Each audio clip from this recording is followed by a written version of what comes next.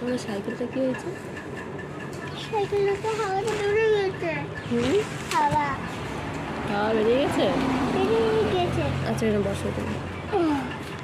তা তুমি এগুলো কি কুড়িয়েছো? হ্যাঁ? এগুলো কি কুড়িয়েছো? কি কি কুড়িয়েছো এগুলো? কুড়িয়েছি। কি করবে এগুলো দিয়ে? এটা জানি যে বানাবো। কি বানাবে? দেখো অবস্থা। সাইকেলের দোকানে এসে কি সাইকেলের থেকে কি নাট ছাট কুড়িয়েছে।